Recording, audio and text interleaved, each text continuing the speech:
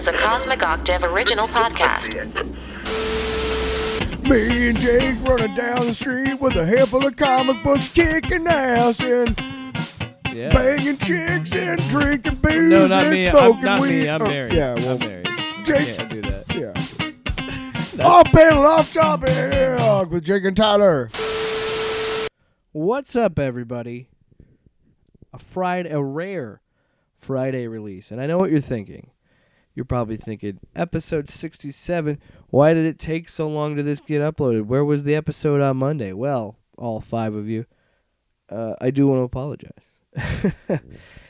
Some tech difficulties is what happened. And it was a situation that I didn't think would be a problem. Turned out it was. We recorded a whole 2-hour episode, and the file got corrupted and got lost into the ether, as it goes with technology. So I do apologize for that. So to make up for it, Tyler and we didn't have a chance to meet this week because I'm going to be going off to record our Halloween episode.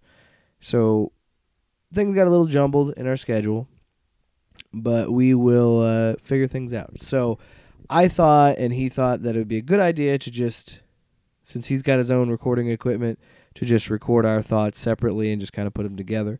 And I want to talk a little bit about episode 8 and episode 9 of She-Hulk. I'll also put together his thoughts on episode 8 and 9, and we'll also do Andor. And that'll be pretty much it for this week, since I have to go record the Halloween episode. We're also going to have a throwback episode. Way back in February of 2021, when we used to do Tinfoil Radio, we did a whole episode about how the Snyder Cut created this like cult-like mentality. And it's actually a pretty interesting episode, giving how the stuff that came out about Warner Brothers regretting releasing it and feeding these trolls and all this other stuff, where we kind of talked about that a lot. So it is kind of a weird time capsule. I think I said some harsh things about Ray Fisher, and then I apologized for it later on this show. And now I don't think I'm back to disliking Ray Fisher, given the new information. Yeah, it's kind of crazy how that whole stuff occurred, and maybe we'll talk more about it on this episode. But it's an interesting throwback episode for you coming up on Monday. So we're releasing this on Friday and then giving you an episode on Monday. That's how we're making up for the mistakes that we made. Content. And then, Black Adam, and then Halloween special. So it's going to be an interesting couple weeks here on the podcast. So let's get into what you're here to listen or watch if you're watching us on YouTube. Welcome back to another episode of Tinfoil Radio. You're going to enjoy the ending of this episode. We'll just put it this way. Instead of doing a cold open, we did something a little different, and the outro to this is going to be hilarious. This doesn't bode well for the actual content of the episode. I mean, we will get into some serious stuff. We're going to start this podcast, but trust me, you're going to love it when it's over. Just skip to the end. You know Fuck what? it. Just go to the end of it. This isn't worth your time. Not like you get any information from us anyway. Yeah. But this topic is kind of silly. It does get into dark territory, but overall, it's kind of ridiculous. Mm-hmm. And I wanted to do something where we dissect, because we talk about, like propaganda and what we did with OAN in the Newsmax episode, and I really liked going into that kind of an episode, that kind of approach. But we have to have palate cleansers. Yeah, but this isn't super serious. I mean, there's some disgusting things on Twitter that, some really horrible things that we'll talk about. Now, we talked... Continue. Sorry. Well, I'm not convinced these aren't like some bots, because there's been a ton of accounts that have supported this movie, right? That have shown up that are all like some sort of MCU character, like the Nightmare Batman or Doomsday. You mean DCEU? Yeah, DCEU. But they're not like real accounts. They're like bot accounts. Yeah. And those things. It's just so ridiculous how they can spin conspiracy theories when it's just like, hey, the movie sucked. You don't need to go to this level. Well, okay, so real quick, I brought this up when I came over, and I said, hey, can we talk about Joss Whedon, because we know now that he's a total piece of shit. And you said, well, I don't know because does it pertain to this movie? And you're right, it doesn't. But Joss Whedon, I've always thought Joss Whedon was a hack. I never really liked any of his stuff. What about the Avengers movie? Every time I I'm watch not defending him, by the way. No.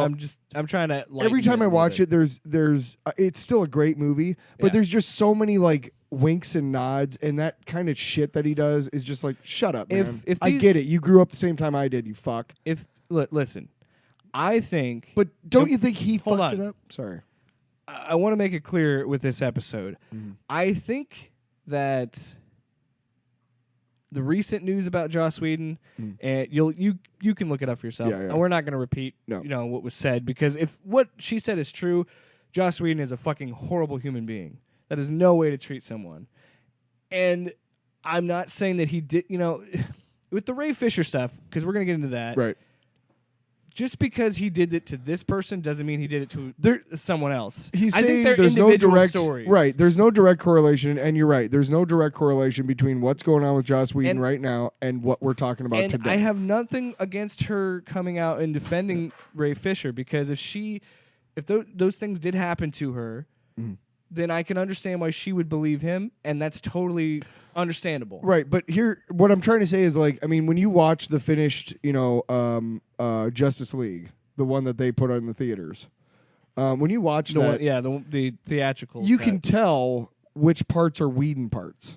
Yeah, it was cut to. It was a Frankenstein of a movie. And to be really honest, I fucking hate Whedon parts. And guess what? Guess which part was a Whedon part? The part that Momoa has discredited since, where he where he gets the lasso. Oh, saying that he wanted to fuck Wonder Woman? Yeah. Yeah. That's totally a fucking Whedon part, dude. Yeah. Because he's a creep. Look at him. I mean, look at He looks like me. All right, so what we're talking about today is... He thought, I can only get laid if I'm a creep to everybody. Yeah. And it's like, no, dude. You can have a great personality like me. We got a long way to go. We'll get there. Yeah. So what we're going to be talking about today is how Zack Snyder's Justice League has created a toxic fan base, some would say a cult, within the fandom. And... masturbatory. I'll be honest. I don't just love yelling that. I don't think people that actually want to see Zack Snyder's Justice League, most of them are normal people that aren't super into this and super ingrained in this kind of like dig their heels in mentality. Right. And I'm one of them. Like, I legitimately want to watch this movie because I want to see what. Yeah, but here's just. I mean, it's not. That's not the point. That's a normal reaction, and right. We're not talking about those people. Look, we're fanboys, okay? It's not that hard to figure out by now. I mean, Jesus. But we're saying that it was okay to like this movie or want to see this movie. I still liked the Daredevil movie and Green Lantern. Why? Because it was Green Lantern and Daredevil. Yeah, they were terrible movies, but it was like, hey, that's shit that I like that nobody else used to. Now everybody likes comic books. But now we've been spoiled with such great comic book movies. Let me just say this, too. There's been a lot of reshoots and added fucking material since the idea of the Snyder Cut has been greenlit by Warner Brothers, like officially. Yeah, they put a lot of money into this. Yeah. So, is it really the Snyder Cut? I mean, is he trying to say this is what I would have done if I had had the time, I don't know. or if that hadn't happened to my family? Yeah, but also I think his mentality was he thought this movie was going to change cinema. The fact that it sounds like George Lucas fucking with the original fucking Star Wars movies, dude. Yeah, like, hey, you fucked up the first time. You don't get a second shot. And that's kind of. And you know what? A New Hope was just fine the way it is, dickhead. Fuck. Sorry. I mean, we're a little less than a month away from Zack Snyder's 4-hour You're like moving on. Masturbatory epic, the Snyder Cut of the Justice League. And now again, I want to reiterate, I want to see this movie. I do think it's going to be interesting, but masturbatory. But masturbatory and this edgelord shit, I'm over this era, and I'm glad this is the end for him. I really do. I think Zack Snyder has taken enough of a shit stain on the superhero genre. He can leave, but that doesn't mean I'm going to make all these, toxic Twitter accounts, fake bots about it. You know what I mean? Mm-hmm. Did you know the hype around the movie is filled with conspiracies? Today, we're talking about the zealotry of Snyder's fan base and how they believe studios tried to silence the film and a whole lot more, unfortunately. Yeah. So, building Snyder's DCEU, we're going to go way back. We're going to start with the Man of Steel because I think it's important to lay the groundwork of the fan base that starts with Snyder's the Snyderverse of the DCEU. Let's start with a couple things. First, Man of Steel I thought was very well done. I enjoyed Man of Steel. I know that people came out almost immediately and were like, did you realize that almost $1 trillion would have been done in damage? Shut up. It's a fucking movie. Would have killed thousands of people? Shut up. It's a movie. Did I like the ending? Not really. But seriously, like I remember when that trailer came out for Man of Steel. And I was just like, I was jizzing in my pants. I was like, this sounds awesome. The voiceover by Russell Crowe. The idea that like somehow gravity he's using power, or he's using a gravity power to fly, like when they show the lifting off the little fucking the rocks Hans Zimmer and score shit. is great. Yeah, dude. And by the way, thank you very much, Zack Snyder, for the super long beginning with all the fucking Krypton shit. That was awesome. I did like all the That was fucking badass, dude. And that's what I'm saying. Like Man of Steel, I enjoyed. I think it wasn't really Superman, but they're trying to do the gritty thing. I think at this point you just have to accept this whole thing as a Elseworlds universe, right? And that's okay because Elseworlds is really fucking good. Yeah, but some of the best stuff DC's put out consistently over the last 3 decades. Yeah. So the start of the story really goes all the way back to 2013. Marvel had already changed the superhero blockbuster genre with the Avengers the year before and already announced that they were doing a sequel. So Marvel was set to go full steam ahead with their phase 2 of movies, and DC felt like they had to step up their game to compete with Kevin Feige and the MCU. But the problem is that they started with a guy who's a flake. I mean, I think Snyder had an idea, but Feige, like I don't know what he has that they haven't found over at DC EU yet.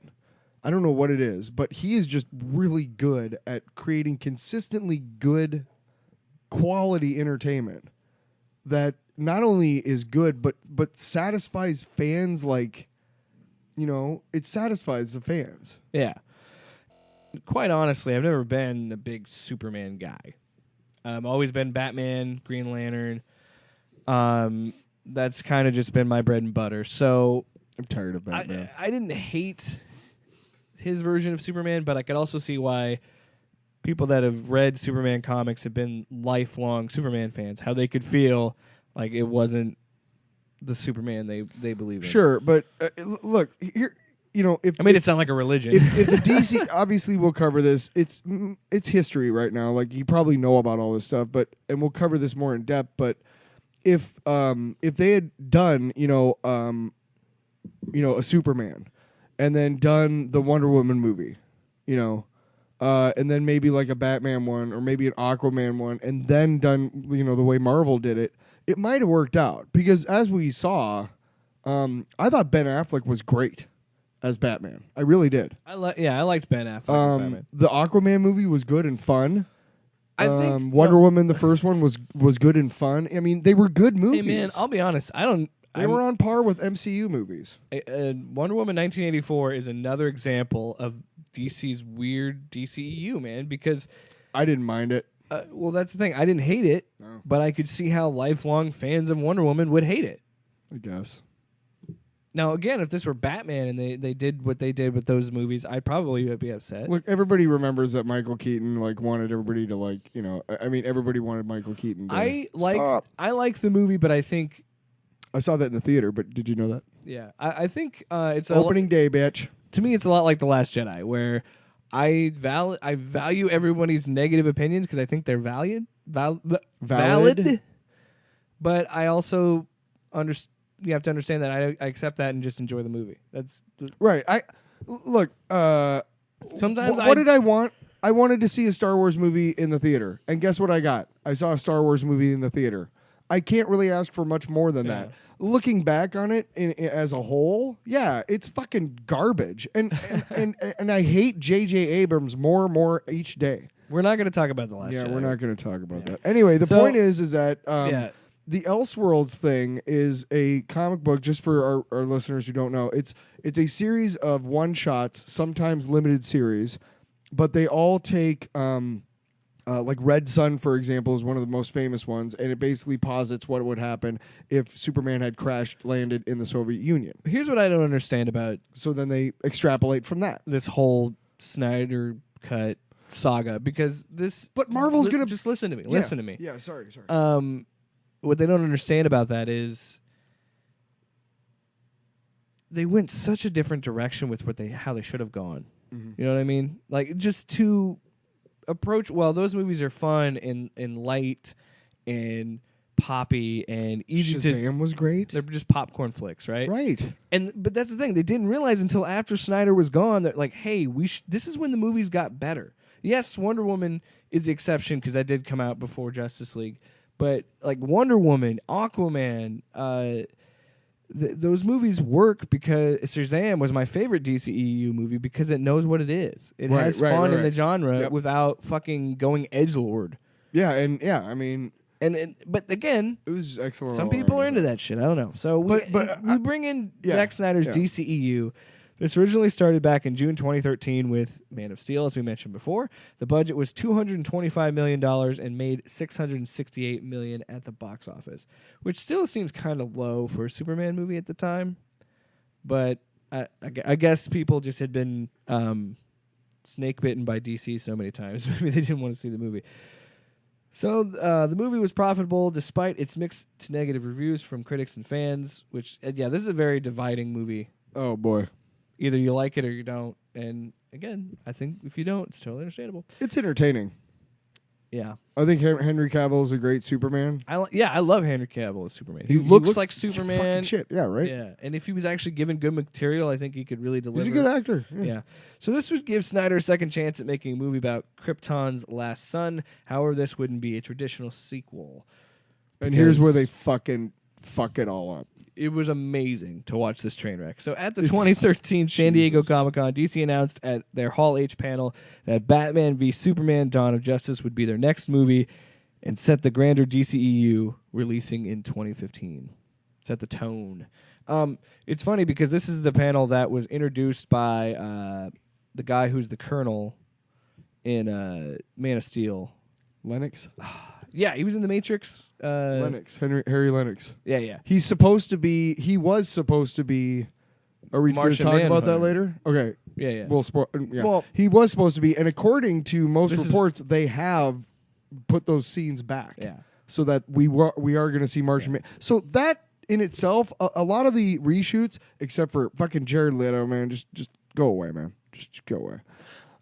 Except for that shit with his bullshit. I'm excited to see all the new shit. I'm excited to see Darkseid. But they had I'm excited to possibly see a Jon Stewart or maybe a Green Lantern. So we have him coming out and he's doing the speech from the end of The Dark Knight Returns where Batman beats Superman, saying, "I want you to remember, Clark. I want you to remember the day when a normal man beat you." And so then it's like, what? And they show the logo with the bat and the Superman S. And Snyder was set to direct BVS and the sequel, Justice League, which was actually, if you remember, supposed to be in two parts. If they had done BVS without killing Superman, like if they had done it and then at the end of it, it was like, okay, well, you know what? We got to work together now. Yeah. Right? And again, this is something that And then Justice League. Do another Superman alone movie. Because it was such a divided response to Man of Steel that this is where I think the seeds of this fandom grow. I've enjoyed, and these conspiracy theories arise because it was, like I said, there was either someone that enjoyed it but isn't. There's three types of fandoms, I think: people that hate it, people that really don't care. There's people that enjoyed it but understand why other people thought it sucked, and then it's just like this giant drop off a cliff and the fucking Snyder cult. So it's basically like the way I would put it is there's people who worship shit, there's people who like shit, and there's people who hate shit.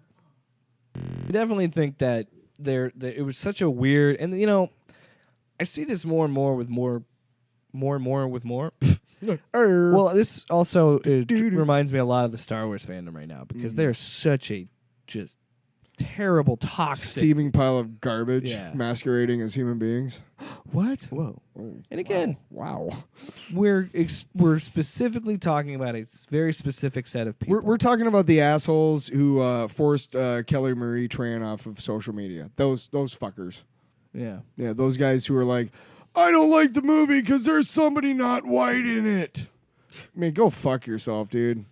And the thing is, and I want to make it very. There's a woman in the lead. I want to make it very clear. When we're talking about the people that we're really talking about, we are talking about what we said earlier with those fake bot accounts that have some sort of DCEU character as their profile image, that have like 0 follow, like they created it a week ago. They're like these troll farms kind of thing, and those people are what we're really upset about. I don't even care if you make YouTube videos talking like defending the movie or wanting the movie to come out. I don't care about that. It's fine. Be excited about a movie.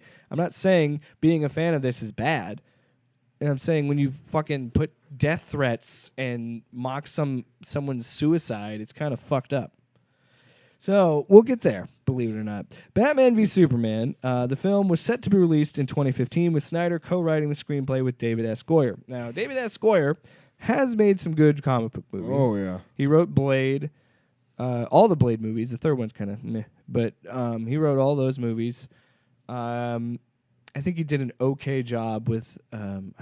There's a couple other I just don't have them in front of me, but so he's been making comic book movies for a while. But this is very important because he did make a previous comment about a Batman versus Superman movie back in 2006. He said, "Quote: Batman versus Superman is where you go when you admit to yourself that you've exhausted all possibilities, an admission that this franchise is on its last gasp." End quote. You know how way cooler a Brave and the Bold movie would have been? Oh yeah, Am I right? yeah. Now, I do say, there are things about the DCEU that are looking up, because if I'm not mistaken, Jeff Johns is still, kind of at the helm, and he is a very solid comic book guy, but they need a television and movie guy. I think the Green Lantern series coming out, I really hope it's based a lot on the Grant Morrison recent run, where it's more of like a Law and Order procedural with the cops. Yeah. Green Lanterns are the cops. Like, that sounds fucking cool to me, dude. Well, I think that's. I don't know what it's gonna be. what they're doing for HBO Max, but that would It's be cool. called Green Lantern Corps. Last time I heard. Yeah, it's. But if they based it off ensemble. that, I've always thought that it would be really cool to do like a Law and Order style show on Coruscant for like Star Wars. Now that makes me want to do a comedy skit where it's cops, but it's Green Lanterns. It's I got a great idea for a comedy skit. Okay. But anyway, in December 2013, Chris Terrio was hired to rewrite the script due to Goyer's commitments to other projects. Further commenting on the influences, Terrio revealed in an article published by the Wall Street Journal that the movie would draw inspiration from Nolan's Batman trilogy, Italian Semi-autician. There you go. Umberto Eco's 1972 essay, The Myth of Superman, and the W.H. Auden poem, Musée des Beaux-Arts. Musée des Beaux-Arts. Musée des Beaux-Arts is French. Oh, my God. All right, we had to stop recording because Tyler ordered some pizza in the middle of the podcast. Now I'm a fat bastard. Yeah. So they were basing it on the Dark Knight trilogy, on all that stuff Umberto that we just Eco's said. essay, all that stuff. Which... So it contrasts the idea of the idea of normal people's lives with these epic, like, godlike characters fighting and destroying their cities, which on paper sounds like a cool idea, and I like the idea where it went. And honestly, the opening to BVS from Bruce Wayne's perspective was actually pretty good and pretty well done. Like, I really liked that. And then it just kind of sort of goes downhill for me. Mm-hmm. And there's still moments that I really like in that movie, but there's definite moments where I'm like, why is Batman branding people? Like, shit like that. But different story for a different day. Yeah, that was a good good movie. I thoroughly enjoyed it. I enjoyed it a lot more than I did Justice League, but Justice League is not bad, the original one. I mean, if you can get past the Frankenstein aspects of it. So I think according to Tarot, he said, quote, in superhero stories, Batman is Pluto, god of the underworld, and Superman is Apollo, god of the sky.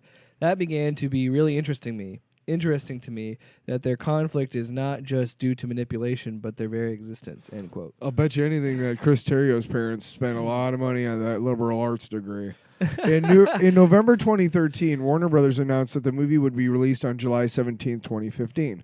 In January 2014, however, the studio announced that it was delayed from its original release date and moved to May 6, 2016 in order to give the filmmakers, quote, time to realize fully their vision, given the complex visual nature of the story. And we can read that as, nobody knows what the fuck is going on, so we're not giving anybody else any more money. And this is, again, I think this is the beginning. So we get a plan. The beginning of people starting to really dig their heels in on the Snyderverse. Because I think a lot of people reacted with, well, this already sounds like a trouble production. It already feels like they threw this together last minute to compete with Marvel.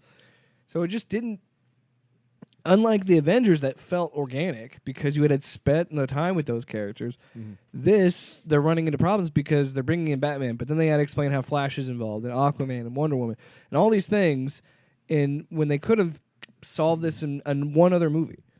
Yeah. And I think that's what Zack Snyder wanted. I think Zack Snyder wanted to make a Batman movie, but was painted himself in this corner that he already saddled up with Superman.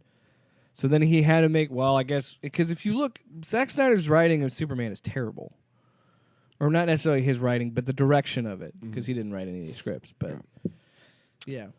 The release date was moved once again in August 2014 from May to March 25th, 2016, with the Warner Brothers insider, who is now fired, saying the studio was, quote, not flinching in regards to the previous opening date being on the same day as Marvel Studios' Captain America Civil War, but instead stating that March 2016 was a fantastic quarter for them. So they wisely looked at that and they said, no fucking way are we going to outgross Civil War. Dude, no but it should. Fucking way. But here's the thing, on every metric it should, because it's their two biggest properties. It's Batman versus Superman. First time it's ever been in a movie, right? That should be enough to do this. But and you know, it just didn't, and that's the thing with this universe. It just doesn't live up to their lofty expectations. Right, but here's the thing, is there's always been a chance that Batman and Superman would show up on film. Now, I don't know about... it was going to happen eventually. I don't know about you, but I never expected to see Spider-Man in the MCU. And that first time I saw that trailer for Civil War and he shows up, it's like, holy fuck! Yeah. That was Marvel dropping. Batman versus Superman, whatever. That was Marvel flopping their big dick on the pretty table much. and being like, yeah, you don't intimidate us, you know? And I do think they flinched. I do think DC moved the movie. Fuck yeah. They were like, we need to get somebody interested in this. Again, like from this point on, I think DC should have realized I think they did realize they made a mistake saddling up with Zack Snyder. Because they put themselves in this, and look, I have no opinion about Zack Snyder because I've never met the man. But the vibe that he puts off in his movies and his response online, he seems like a douche. Well, whatever the case. I'm not saying he is. The movie finally did release on that date in March. But I want to finish my point. Sorry, I didn't. And I'm saying that he attracts those kind of people to his stuff. And that I think that's where the issue starts. Is again, I bet you him and Brett Ratner are great friends. And then when you keep hearing shit like they moved the release date and they keep changing the release date, if you're the one that believes in the conspiracy theories, you're thinking, well, yeah, shit, they are scared of Marvel because they won't. They're scared of letting Zack have his true vision or some shit like that. That's the excuse they would give out. And you think I'm joking? That's a I'm saying theme. Like I agree, but like here's the thing: is if you.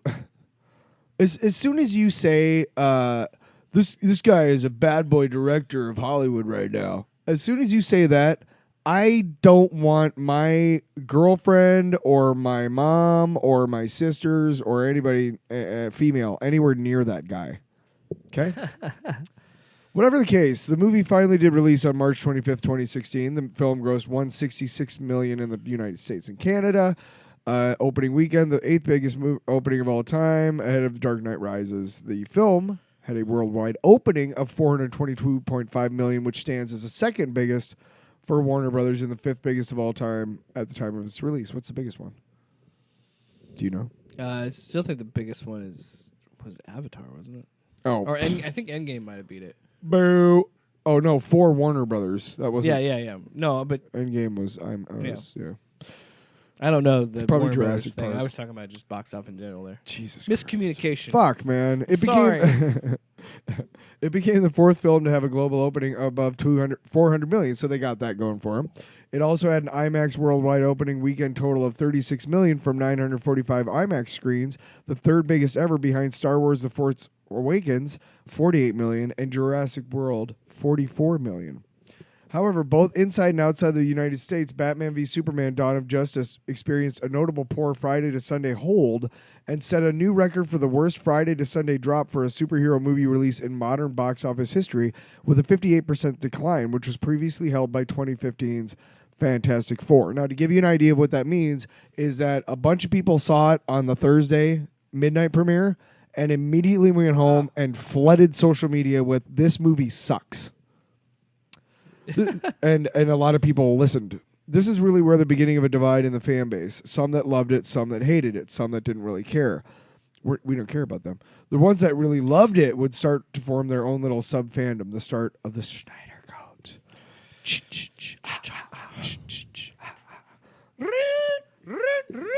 And I want to, again, reiterate, if you want to see the fucking movie, I don't care. I'm going to Good watch for it. you. I'm going to watch the movie. Fuck yeah. It's just when you post horrible shit when I'm mad Look, at you. do you know that every morning, every Friday morning at 6 a.m., I'm awake watching the new episode of WandaVision? You damn right I'm Yeah. going to watch that fucking movie. It'll probably be the day that it comes out. Yeah.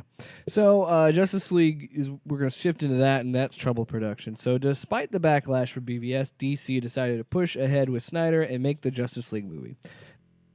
So, yeah, this was a movie that they were committed to before the release of BVS. And Right, which is always a bad idea. yeah, I know. You can't, unless you actually have a blueprint like the MCU did when they planned out all these fucking movies. That's the whole thing. You have to have a plan. You can't, and I understand that most of your audience for these movies, they're going to be people that already know these things, and and I do like that aspect of some of Zack Snyder's universe, of his DCEU, because I do like that it doesn't beat me over the head with these characters. It thinks that and it knows that I've engaged with these characters before. Right. So I do like some of that. That being said, why the fuck did you need to kill his parents in BBS? Because we have all seen that. Why is it that these movies have to show his parents being murdered all the time? We get it. Well, here's real quick. Like, Sorry, that went on a tangent on why I was mad about that one scene. Right now, what's concerning me about the MCU is the glut of TV series being greenlit. I think they're getting way too ahead of themselves. Unless they're all limited series and self-contained, I think they're going to get in trouble with themselves. Now, they got a guy in they got an architect of this multiverse, so I'm not worried about that. But you also got to understand that, when the Avengers movie came out, I didn't know what the next movie was going to be. I had no idea. I believe it was Iron Man 3? Yeah. Okay. I might have known about that, but I didn't know there was going to be, Thor 2. I didn't know about Winter Soldier until the, previews came out. Even Age of Ultron. I didn't know. Nobody knew the Guardians of the Galaxy and Ant-Man were coming. If you notice, it wasn't until much later in the MCU when they would throw in Black Panther in the Civil War, and they'd put in characters that you aren't familiar with. For a reason, they put them in with a purpose. But they have a way for you to get in. Fanboy. Where they're showing, hey, we necessarily don't always have to go movie, then bring the character in. We could bring the character into the universe with a little bit. And the way they did Black Panther was awesome because they introduced him as the character that he is, this regal badass, with the Panther suit, Yeah. And I think they did a really, really great job introducing him. And then, of course, the Black Panther movie is probably top 2 or 3 in the MCU. Yeah. Dude, his chase on the Bucky on the motorcycle is one of the coolest fucking scenes in the movie. Yeah, the whole. Everybody talks about the airport scene. Nobody talks about the part where Cap, Andy Bucky, Serkis is really good too. Well, Cap, Bucky, and Black Panther all fighting on that chase. That was fucking dope.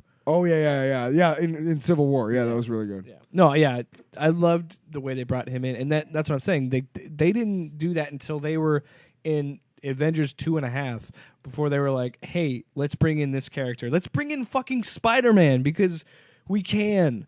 You know? Yeah. And if they had the rights at that time, I guarantee they would have thrown some sort of X-Men reference somewhere. No, and I'm excited to see how they do this because Fantastic Four and X-Men are on their way, but they're not going to fuck around with this shit this time. Anyway, so despite the backlash from BBS, DC decided to push ahead with Snyder and make the Justice League movie. Again, bad, just dumb. This was a movie they were committed to even before the release of BBS. And, on October 15th, 2014... Warner Brothers announced the film would be released in 2 parts, with Part 1 on November 17th, 2017, and Part 2 is announced, but release date not confirmed. That was right away, blood in the water, you know? Oh, we don't know when the Part 2 is going to be released. So you don't know that there's going to be a Part 2 is what you're telling me. Why are you telling me there's going to be 2 parts then? And so there's some truth to Warner Brothers being shaded in this production. Yeah, because they're a corporation. They bought into, bought into Snyder's bullshit. They would not budge on that November 17th release date because of tax reasons and incentives. So they pushed that movie out before it was ready. I mean, the name is Cooper, the conspiracy scooper. My dog had to potty. There's a lot going wrong with this podcast. Yeah, it seems like everyone is trying to stop us. I think it's, you know what it is? It's fucking the Snyder cult trying to cut us out, man, trying to stop us. So, well, he was set to direct both films. Yes. I think. In early July 2015, EW revealed that the script for Justice League Part 1 had been completed by Terrio. Zack Snyder stated that the film would be inspired by the New Gods comic series by Jack Kirby. And that's where you fucked up again, because what are you talking about? Just say Darkseid, dude. No, because here's the thing. New Gods and Darkseid have gotten to a point now where Darkseid is like an integral part of the DC universe. I'm not saying the New Gods aren't. He's like Superman's biggest villain. He's up there with Lex Luthor. He is the biggest villain in the DC universe. Yeah. Okay, if you want to say Darkseid, just say Darkseid, because you're not going to have Steppenwolf, and you're not going to have Orion and Light Ray and Calabac and Desaad and all those dudes from New Genesis and Apocalypse. Well, that's the thing. You've got to explain that. You really have to go into the whole Apocalypse thing. It's like he's thinking that. It's like an email. It's like an email I recently got from a boss of ours where it said, do you like to be nagged? And the whole email was nagging the fuck out of me. It's kind of like that. Yeah. And in the email, this person said, our audience is smart enough to know. And goddamn it, Zach, you should have goddamn known your audience is smart enough to handle, hey, Darkseid's going to be in the next one. Yeah. Great. Fucking problem solved. Not even going to explain Apocalypse. No. We're going to vaguely do the parademon thing. Right. So, yeah, basically, they just fucked that up. And then it just gets more fucked up. Although Justice League was initially announced as a 2-part film, with the second part set for release 2 years after the first, which we're still on the track of this might be still okay at this point. Yeah. Then, Snyder stated in June 2016, he stated that they would be 2 distinct separate films and not one film split into 2 parts, both being standalone, and that's just stupid. Why are you're jerking me around now? I don't even want to fucking see the movie. It's literally Marvel doing Avengers and Age of Ultron immediately after that. Right. Or saying Avengers, the Avengers movie is going to be split into 2 parts. Oh wait, you know what? No, Avengers is going to be Loki, and Avengers is going to be 2 is going to be Age of Ultron. So it's going to be different. Totally different.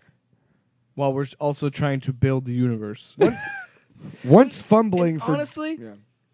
Marvel used this tactic with Infinity War and Endgame, but that was planned years in advance. They were going to end up doing that no matter what. The only thing we didn't know, is what the second one was going to be called.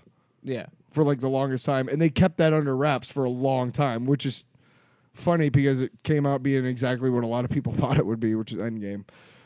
Once filming for Justice League started, I did that on purpose. The movie seemed to suffer. DC wasn't really happy with the critical and fan response to Batman v Superman. A little fucking too late by this point. It was in production of the sequel. It's kind of late to think that way. It was reported that the rewrites by Jeff Johns caused issues with Chris Terrio and Warner Brothers executives. And right there, you got to. Warner Brothers was unsatisfied with how the film was shaping up under Snyder. Which, again, way too late to make that decision. Jesus, yeah. And this is what fuels the toxic fan base that keeps feeling emboldened by this, because Zack's their guy. And it just seems like it's a small-scale Trump thing. This one guy has gotten a lot of really stupid and really desperate, lonely people to believe his story. Well, yeah, and they're going to cause violence because of it. And their mentality was, with this happening, with all this stuff, the troubled production of this movie, that one thing was happening, and it was Warner Brothers getting way too involved in trying to shovel this shit out, not caring about quality, clearly. Oh, yeah, no, they just wanted to fucking market goddamn action figures. Exactly. And that is valid. That is true. But their perspective is going to be, well, they're trying to silence Zack because they're scared.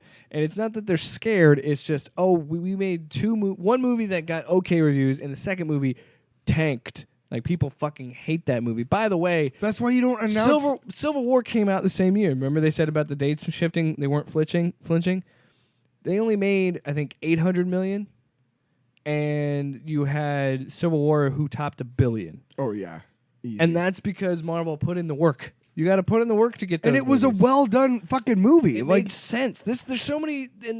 You could take that movie as a fanboy spooge fest if you want. You can. Yeah. But there's a plot, and it's well-acted and well-directed and well-written. I mean, you could do it either way, but...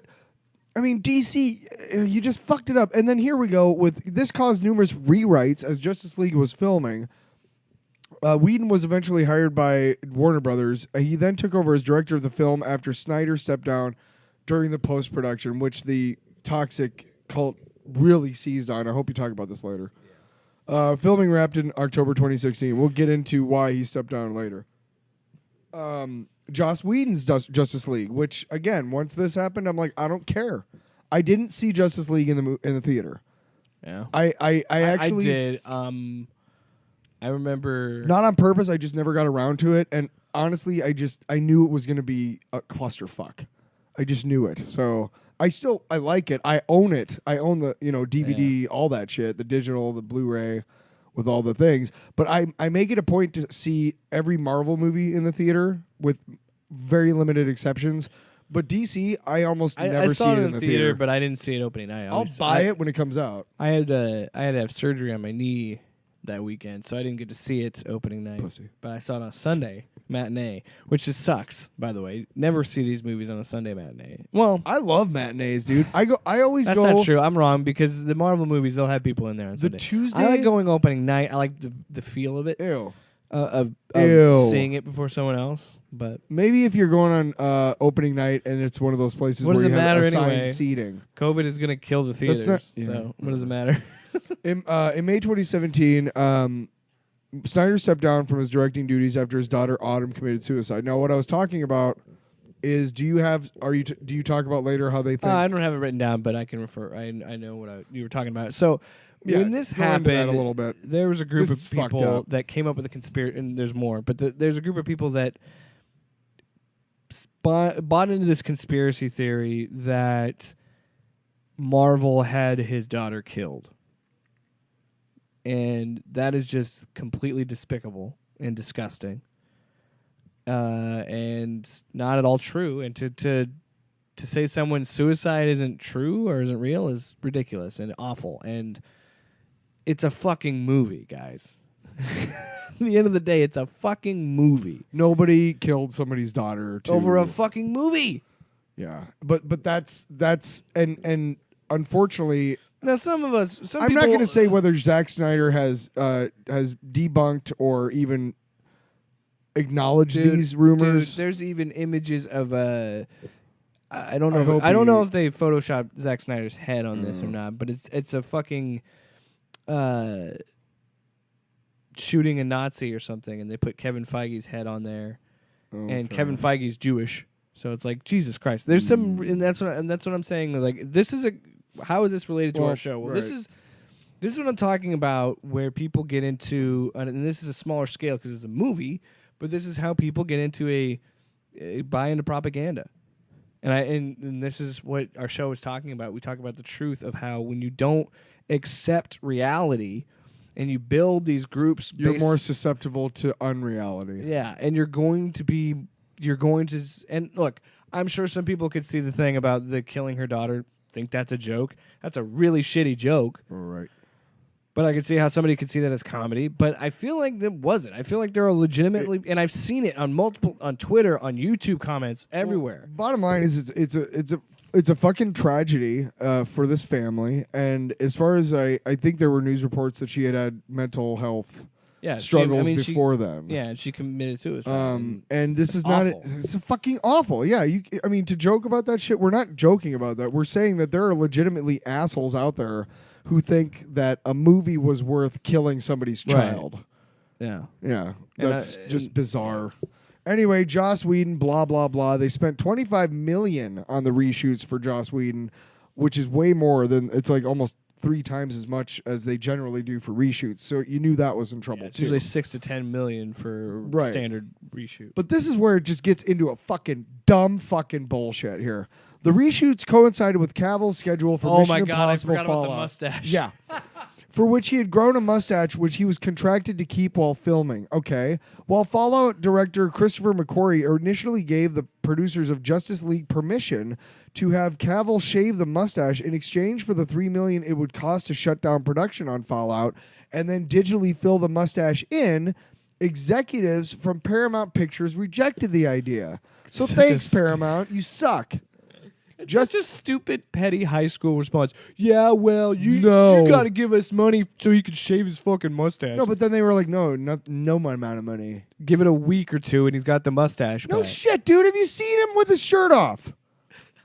It's like a fucking carpet. Just shave some of his chest hair and put it on his Shit, right? Motherfucker is probably of Greek descent, I'll bet. And I mean, look. He's a beautiful man. Typically her suit. Yes. Sorry. I'm not trying to offend anybody. Justice League's VFX team was then forced to use special effects to digitally remove the mustache in post-production. And from the results, it looks like they went to a high school class just learning animation. It's like they got a tablet and they just erased it on a tablet and then with a stylus and did like a fucking deep fake. There's a conspiracy. It was a deep fake. Yeah. So fucking Christ, people. So at this point, the toxic base had been built. It's dug its feet in. All this trouble with this production gives them all the more reason to hate it. And we're gonna go into stuff that happened this past summer with Ray Fisher. Now, we did address it at the beginning, and there have been other allegations of abuse on set of Joss Whedon. I'm not saying those. He's Brett Ratner's other best friend. Yeah. I'm saying I believe her that this is true. Now, as far as it seems like a very compelling argument for it to be true. I'm not ready to. I think she's probably telling the truth. I don't think someone would make that story up. You know what I mean? And to have that much detail of the really shitty things that he allegedly did to her. I don't think that somebody would make that up. No. So I trust what she says. And the reason I do is because she's very specific in her story, and she shows every, she has every scenario of what happened and how it happened and what made it feel. Ray Fisher doesn't give anything. Doesn't give anything. Yeah. So I'm going to take them as two separate stories. Yeah. And that is okay to do. And if Ray Fisher's telling the truth, then yeah, Joss Whedon's a shitty human and he shouldn't work. But he just hasn't given us evidence, and we'll explain that here. So, Ray Fisher versus Warner Brothers. In July 2020, Ray Fisher, or Cyborg, as you know him in the Justice League, claimed that, quote, Joss Whedon's on-set treatment of the cast and crew of Justice League was gross, abusive, unprofessional, and completely unacceptable, end quote. This would lead to Fisher starting a social media campaign for Warner Brothers to start an investigation into Joss Whedon. Fisher also went on to say the production was made worse after Snyder left. So again, there's a thought here that Ray Fisher and Zack Snyder are working together to get the Snyder Cut out, because Ray Fisher has said the reshoots severely cut his character, which by the looks of the trailers it did. Like the first couple trailers that we got, they look like they really cut down on Cyborg. Now, I don't know if it was because he was a dick on set. I don't know if there was... you mean the Snyder Cut he's not in it as much? No, he's in it a lot in the Snyder Cut. Oh. He got severely cut for the studio's Justice League. Yeah. And So I see that he would have an incentive to try to get that out. And I feel like this is kind of this push toward, because this, I think when this had started, it had already been announced, if I remember correctly, the Snyder Cut. So I think this was and I'm not trying to say the man wasn't abused. He very well could have, but he has not provided any evidence to believe he was. As we read on, you'll understand what we're talking about. So I could see the through line of that too. And that's one conspiracy I could buy into of this whole production, is that I think Ray Fisher and Zack Snyder are working together on social media to promote this movie. Why do you think that, though, Jake? Well, Fisher claimed that Whedon was enabled by two executives at the company. Read the fucking words. Jeff Johns and John Berg, who had since moved on from their co-president roles. Warner Media, the parent company of the studio, responded by launching an investigation into his claims. Fisher periodically posted criticism over how it was progressing and how current leadership was dealing with him, singling out current DC Films chief Walter Hamada. Warner responded by saying that Fisher wasn't cooperative in the investigation. Here's the thing that also gets me about this. When the most recent allegations came out, I can't remember her name. It's Charisma. I'm gonna look that up real quick. When she came out, who did she play? She was in Buffy and Angel. I know it's Charisma, but I'm gonna pull that up real quick. Charisma Carpenter. She was the one that came out with these allegations, and the difference in her response versus Ray's, where she was very specific on the allegations that she brought forward and the abuse that she had. He didn't say anything, and then when people pushed him on it, he said NDAs, man, NDAs. And then it came out that he was not under any NDA. I'd have to find a link for that, but it just reeks of something that's not telling the truth. It just feels like he's not telling the truth. I'm not saying he is or he isn't, but I'm just saying from what I've seen in his behavior and the fact that Warner has come out and said he wouldn't participate. And let's be honest, Warner is going to have a legitimate investigation of that because we are in a different time. We are in the Me Too era. We are the situations where now companies have to take this seriously and investigate this kind of harassment if it exists. Yep. So despite all this drama, Fisher was invited back to work on Zack Snyder's Justice League for HBO Max. Of course, Fisher had nothing but nice things to say about Snyder. He never accused him of any wrongdoing. In an interview with Forbes last September, Fisher said after voicing his complaints, he had become aware of more assertions of misconduct from others, although he held back on details. Quote, I plan getting much more specific about each of these guys after the investigation is over. This interview is just the abridged version, end quote. Well, yeah, but when they were like, hey, behind closed doors, when they were like, hey, Ray, what's going on? He was like, I'm not telling. Yeah. And so it was like, well, you're saying you're going to get specific about these guys after the investigation over. Why don't you get specific about them now while the investigation is going on? And why aren't you cooperating? Unless you don't have anything to bitch about. The thing that agitates me is that's kind of where our brains are going now. They went to a third-party investigator, and they said he didn't cooperate. Then he's posting videos that he did talk to the investigator, and she said he did cooperate and was great and whatever. Again, I don't know who's telling the truth anymore, and honestly, these are serious allegations, and you have to have evidence. You have to have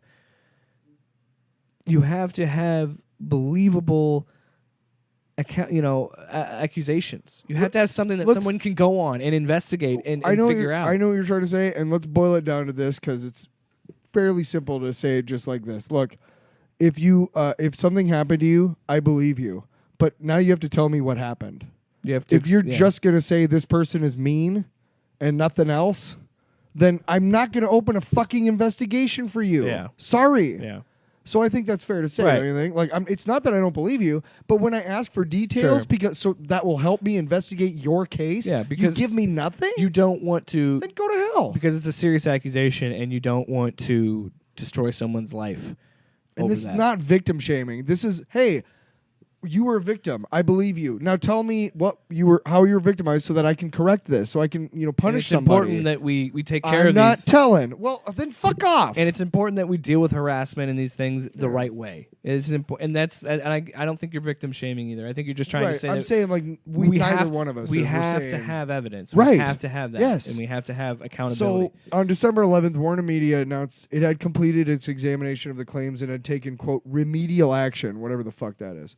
Fisher responded by posting that he had been contacted with this information by Warner Media and thanked fans who had supported him. But the actor did not say whether he approved of the outcome because he's being vague through this whole fucking thing. As the year drew to a close, he again went to Twitter to slam Hamada after a New York Times profile of the DC Films executive was published on December 27th. Calling him, quote, the most dangerous kind of enabler, Fisher also vowed, I will not participate in any production associated with him. Well, Ray, this was your first fucking movie, and I just got to be honest. Look, you literally just cut your legs off.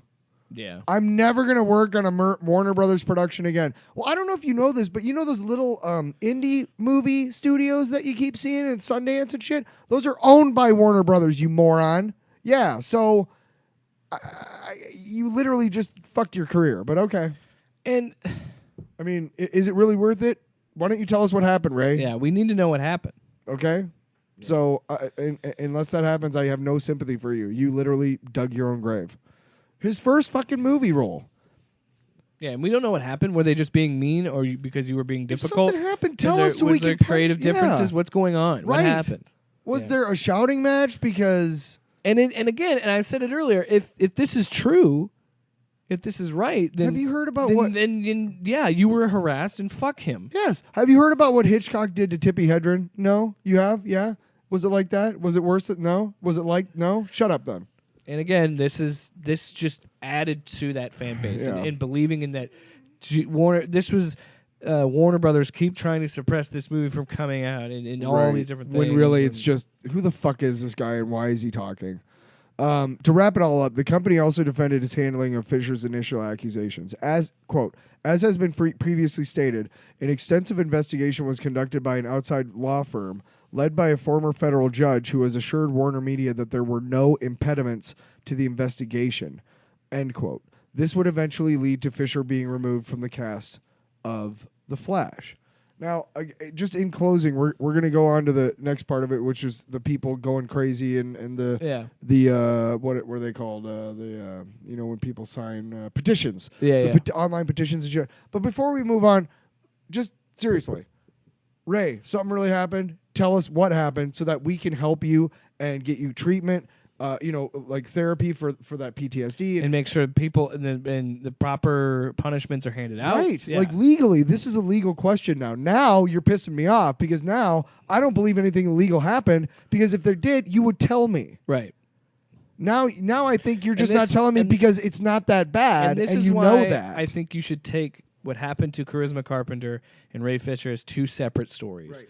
And again, I want to reiterate, I understand why she would support him because she experienced his abuse. Right. So that would make sense for, and I'm not saying she's wrong in doing so. I'm just saying. And I'm not saying Ray Fisher is wrong. I'm just saying we just need evidence. Based on all the shit that we've seen so far, Ray, your standing is not very good. Yeah. So I'm sorry, but it's really hard to believe. If it's looking like these investigations with the judge and everything, and it doesn't look like there's actual legal actions that he had. I support you if you were done wrong, but again, so just to reiterate we want people to speak up about their abuse. Right, of course, but so release you're the gonna have to Snyder tell the Cut. authorities stuff anyway. Yeah, we are officially in the release the Snyder Cut phase. Yep. So after Justice League's initial release, Snyder fans dubbed it Justice League. Nailed them, dude. They owned the libtards. Fans started an online petition to release the Snyder Cut.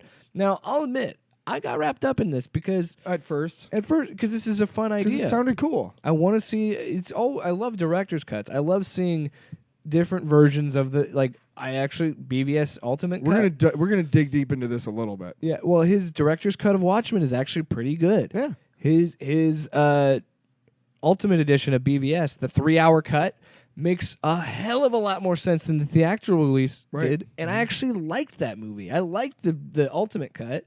It's just there's fucking 3 hours. But so I just really before we move on, I just want to touch base with you. Like when it first came out about that, like if you were like me, all you were looking for is for the original shit that Snyder had already filmed, because you're curious, restored the way Snyder wanted to do it. Yeah.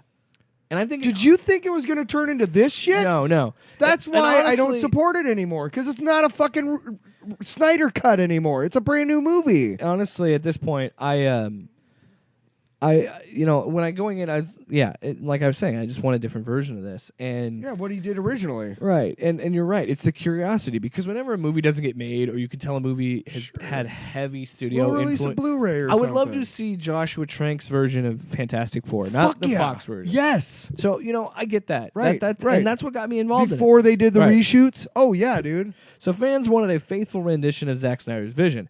This was started on social media with #release the Snyder Cut.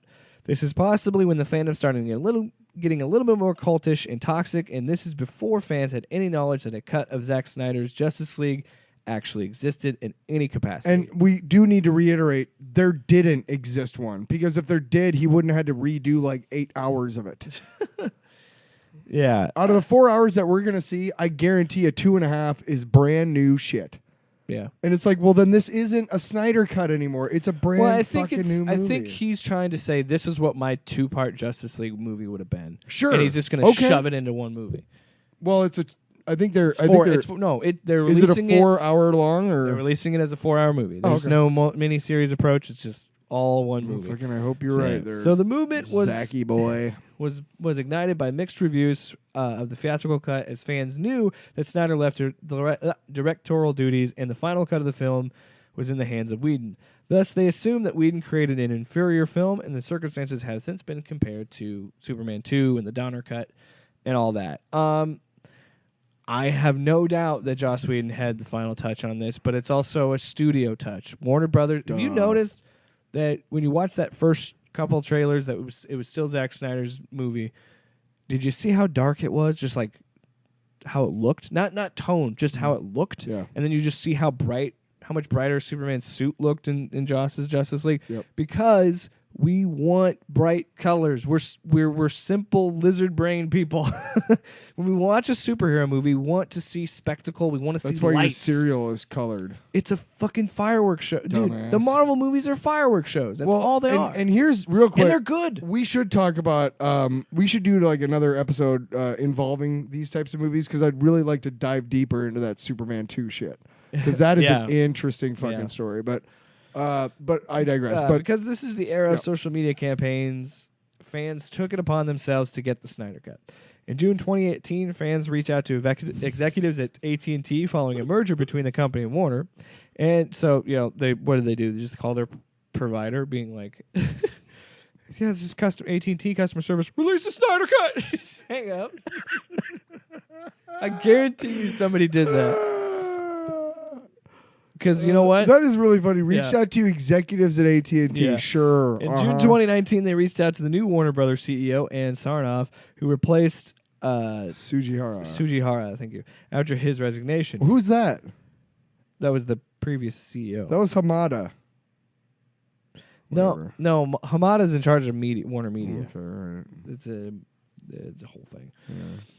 Yeah. Following that up a month later with a mass letter writing campaign. And in July 2019, they reached out to parent company of Warner Brothers, Warner Media, after the announcement of its new streaming service, HBO Max. So, and look, honestly, I love what Warner has done with HBO Max, because HBO Max is where they're making it be where people can make vanity projects. Because why else would they have the Snyder Cut? Put it out on HBO Max. Put out all the animated DC movies we've made. So DC actually has, like, what they should have had with DC Universe, they actually have on HBO Max, and they have a stable infrastructure for DC properties. And it's pretty cool, and I like that. And I love the fact that they're putting the Snyder Cut out on HBO Max, and they're giving that vision out. And the fact that they released Wonder Woman 1984 the same, on Christmas, and like different ways that they're doing. Still don't hate it nearly as much as all of you do. I'm not sure why you hate it. Not you. Oh, I'm saying Wonder Woman 84. In general, the consensus has been, what a mess. What was that? Again, I think some of the criticisms are valid. Most of the people, I just want to say, so you didn't have a good time watching that? So fuck yourself. This is another thing that gets me. So we're going to move to the end of this with Snyder talking about how he's responding to the, quote, haters. And this is why as soon as you start saying, I'm going to respond to the haters, you're a dick. Yeah. What started as a fun hashtag, and you know you are. Unfortunately led to some toxic behavior. Cinema Blend had a report from Sean O'Connell. Love that website. O'Connell wrote the book, Release the Snyder Cut, the crazy true story behind the fight that saved Zack Snyder's Justice League. Could have just had Release the Snyder Cut as a title. I read that super long title just to point out how stupid it is. Yeah. He shared a conversation he had with Snyder. It was an ebook. That's what I hate about authors. Never published. Authors are the fucking worst. Right? Because they got to write these super long-ass titles. And it's only the authors that are talking about like non-fiction writers. You don't want to know what the original I'm kidding. title of my I'm having book fun was. with it. But seriously, though. Nah, fuck you guys. This should have just been Release the Snyder Cut. Yeah, right? He shared a conversation with Snyder, and this was the accusations of toxic fandom. He brought it up. He said, here's what Snyder says, quote, I just think that that's sour grapes.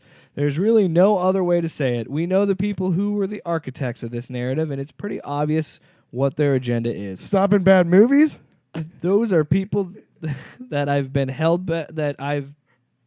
back from confronting by wiser people in the room. Zack, you're a pussy, and they're all bigger than you. Because I'd love to get at some of these characters. No, you end wouldn't. quote. So again, you could see how douchebag people are attracted to this guy, right? And how they like him. Because why, Jake? Why are douchebags attracted to this guy? Well, because he's refusing to admit that his movie could suck. I was gonna say because he's a douchebag. Well, that, but it's also because he's saying that like he's trying to block this movie from criticism. Because he's saying these people had an agenda. And who else has been saying that? His fucking fans. That was his shot across the bow to them to be like, I got your back, buddy. Right. And somebody could, he's inciting shit. And somebody could look at this episode of ours and go, a minute ago you were talking about how terrible tragedy happened to Zack Snyder, and then a minute later you're talking about how much of a douchebag he is. Well, guess what? Douchebags suffer tragedy too. Yeah, no, yeah. He's a human being. The fact that he's a fucking complete douchebag has nothing to do with the fact that that is a horrible thing to happen to anybody. Yeah, he's a human being. And I think that sucks that happen to him. Yeah. And if there's any way that I could bring his daughter back for him, I totally fucking would. So Snyder would continue. But he's still a douchebag. Yeah, Snyder would continue his defense of the Snyder Cut fans. He saying they haven't. He was having none of it, and he cited the fan base recent work. I was reading my own terrible writing.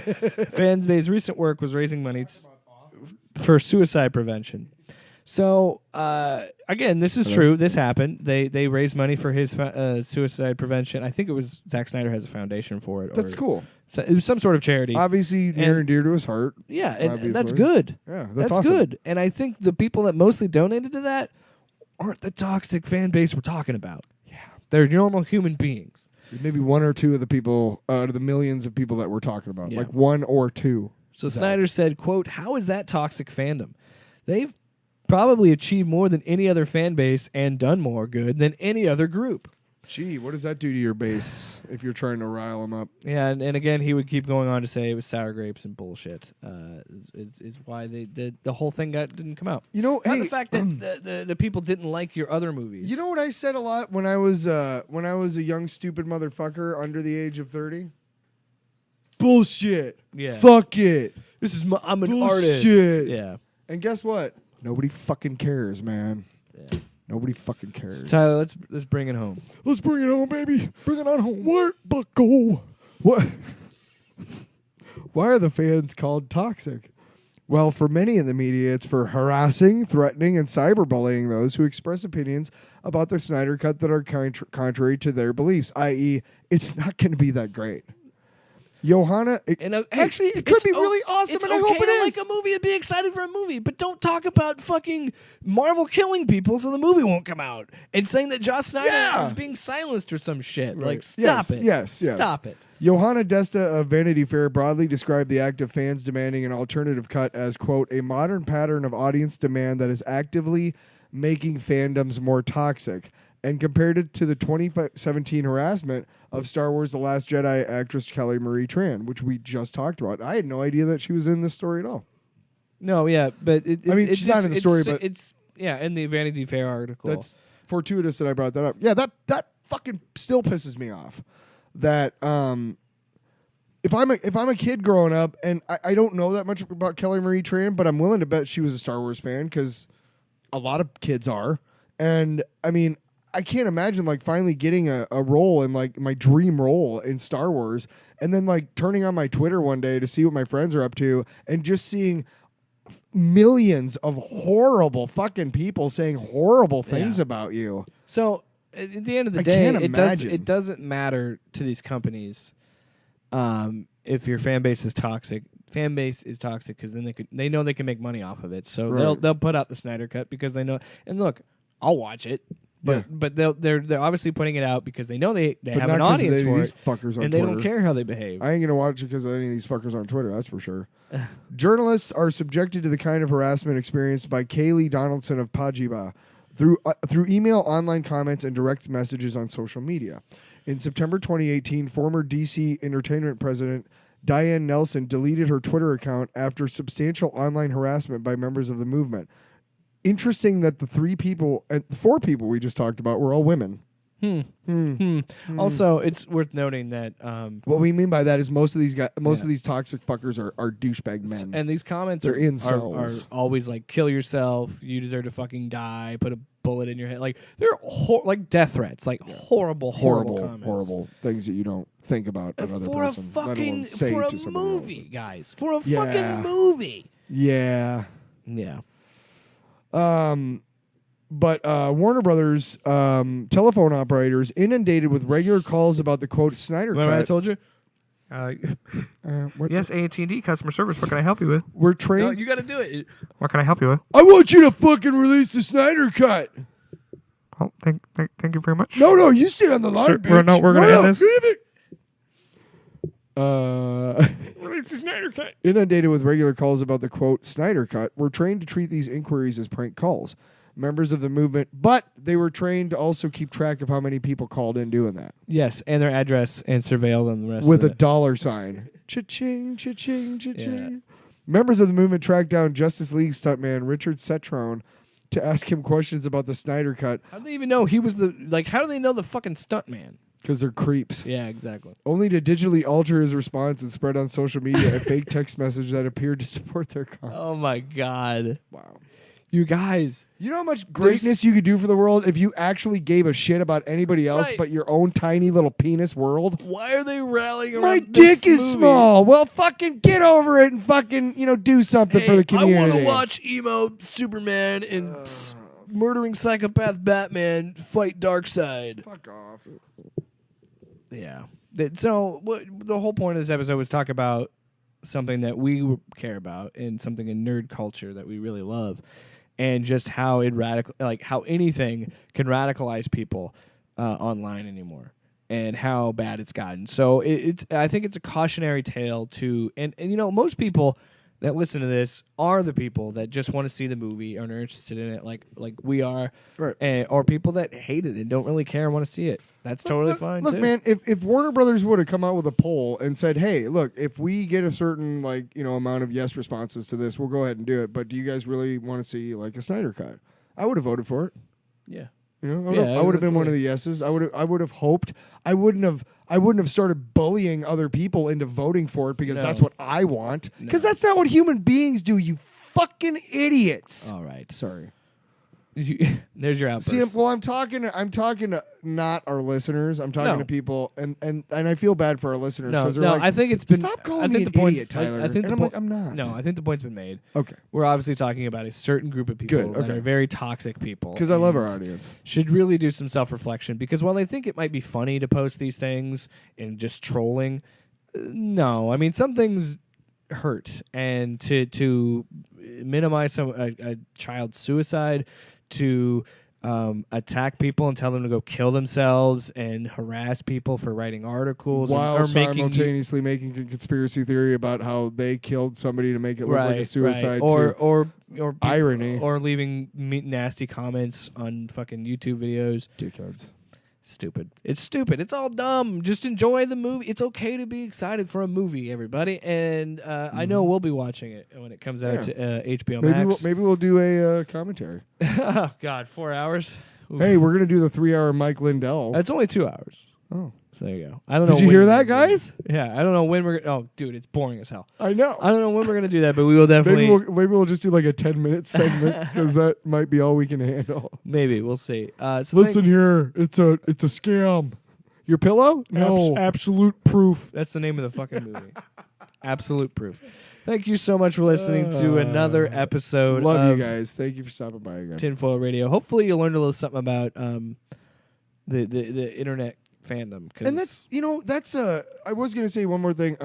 There are a lot of people that you probably know, that I know, and that Jake knows. Like in general, you out there, you probably know at least one person in your life who has a really bad habit of posting something immediately after they're really pissed about something else. Yeah, I mean, I've done it. And please, so have I. Yeah. But please, let's all do our best. It's kind of like when you start working at a job and they're like, these types of t-shirts are not okay. And if you have a question about it, it's probably not okay. You ever seen that? Yeah. Okay. It's the same thing with if you're about to post something that could potentially be really, really awful, make sure you really want to post it before you post it. And think about the damage you're doing. Give yourself 5 minutes, dude. Please. And don't let get swept up in the subreddits. And I've done it. Oh, yeah, I have. And I wish I would have told myself. Well, thanks so much for listening to another episode. We will be back next week. Let me get off my soapbox here. All right. Yeah. Start loving me.